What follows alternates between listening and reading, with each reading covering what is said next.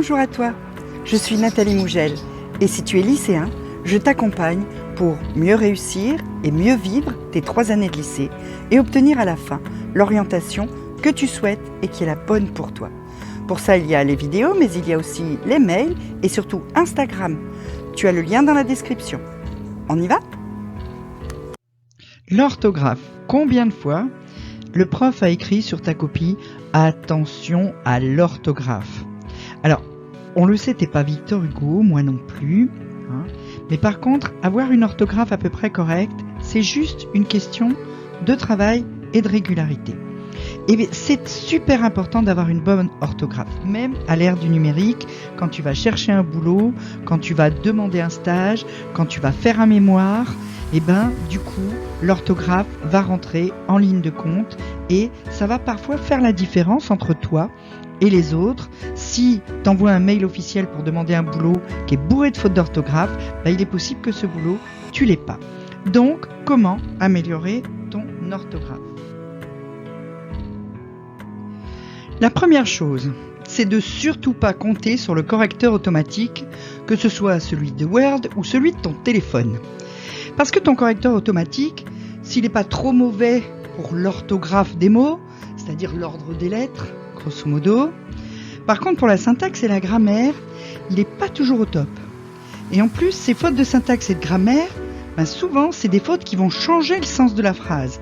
Donc des fautes qui vont avoir beaucoup plus d'importance que de savoir si tu as mis 2 R ou un seul R à correcteur. Là, ça change pas le sens de la phrase. Et donc du coup, il va pas voir les fautes qui vont en fait le plus choquer celui qui va te lire. Et donc, du coup, il ne te sert pas à grand chose. Je vais te donner un exemple. Ce texte, je l'ai passé dans Word. D'accord ? Word a vu dans ce texte 8 fautes.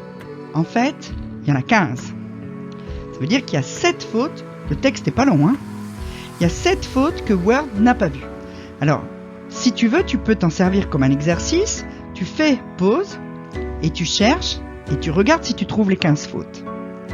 Si tu ne trouves pas les 15 fautes, c'est qu'il y a moyen que tu t'améliores en orthographe. Si tu trouves les 15 fautes, c'est que ton orthographe est déjà pas si mauvaise que ça.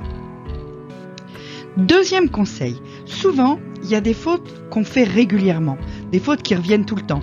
Moi, par exemple, il m'a fallu, 40 ans pour arrêter de mettre 2 L à milieu. Pour moi, c'était logique que au milieu, il y ait 2 L. Que ça coupait bien, je trouvais que ça faisait bien, tu vois. Absence, combien de fois j'ai écrit absence, A-B-S-C-E, je sais pas pourquoi. Mais on a comme ça, des fautes récurrentes qui reviennent tout le temps. Ces fautes-là, tu les notes. Comme souvent, il y a des règles que tu as du mal à appliquer. Le participe passé qui s'accorde ou qui s'accorde pas après être et avoir, par exemple, c'est vraiment la faute classique, celle-là. Ces fautes que tu fais régulièrement, t'en fais une liste. T'en fais une liste que t'accroches à ton mur près de ton bureau, et comme ça, quand tu rédiges, tu dis « Ah, ça c'est la faute que je fais tout le temps. C'est quoi la vraie règle ?» Hop, tu regardes ta fiche et tu fais plus la faute. Et après, au fur et à mesure, à force de le faire correctement, tu vas intégrer la règle. Donc ça va te permettre de vérifier facilement des fautes que tu sais que tu fais. Parce qu'on le sait qu'il y a des fautes qu'on fait. Tu peux ensuite utiliser des moyens mnémotechniques. Par exemple, pour savoir si un verbe prend « et » à la fin ou « er ». C'est pas compliqué, ça aussi c'est une faute que beaucoup d'élèves font. Tu remplaces le verbe du premier groupe par un verbe du troisième groupe. Si ça donne « mordre », c'est « er ». Si ça donne « mordu », c'est « et ». Quand tu as 2 verbes qui ne sont pas des auxiliaires, c'est-à-dire ni être ni avoir, qui se suivent, le deuxième est toujours à l'infinitif.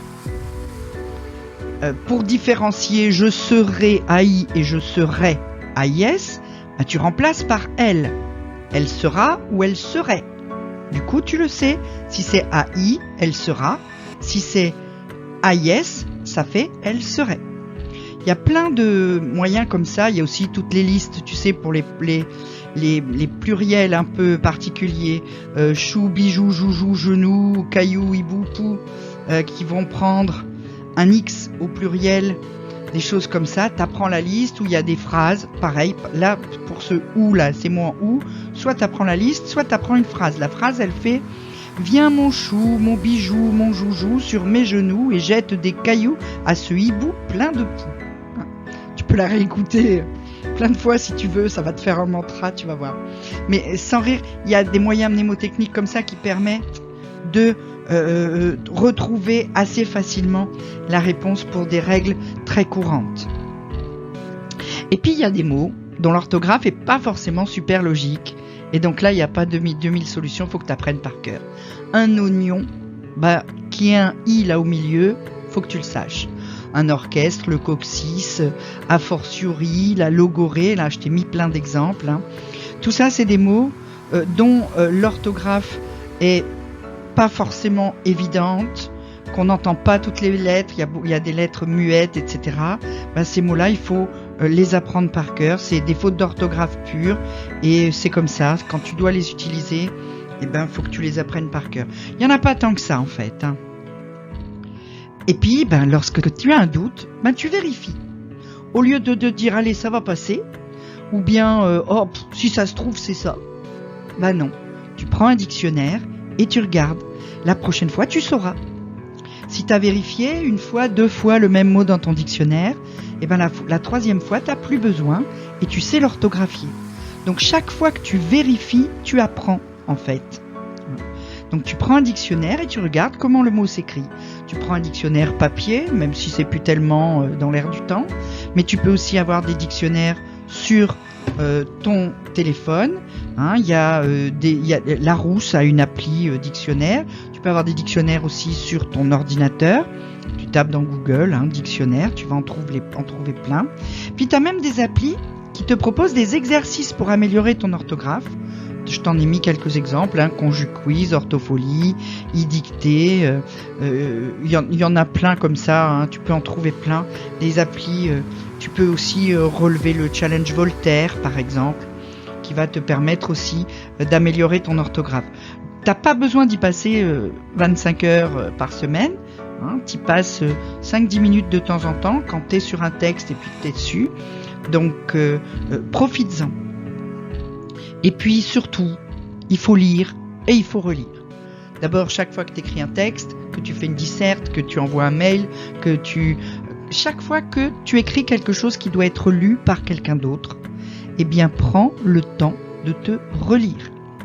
C'est important quand tu as un devoir, quand tu as un DS, quand tu as un examen, tu gardes 5 minutes à la fin pour relire ta copie tranquillement et pour vérifier que dans le feu de l'action, t'as pas fait plein de fautes d'orthographe.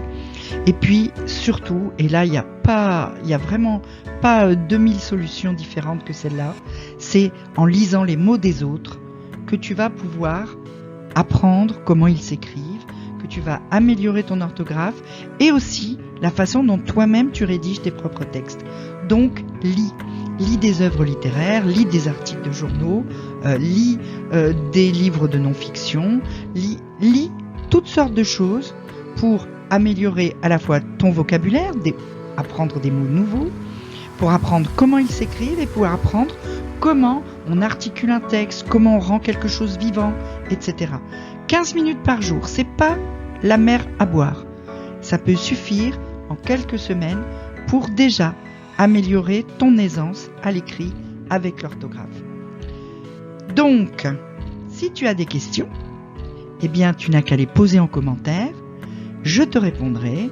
Et si tu veux vraiment réussir au lycée, tu n'as qu'à cliquer le lien dans la description. Tu pourras soit t'abonner à mes mails, réussir demain au lycée, ou me suivre sur Instagram, je te donnerai plein d'autres tips de ce genre. Et on se retrouve très vite pour une prochaine vidéo.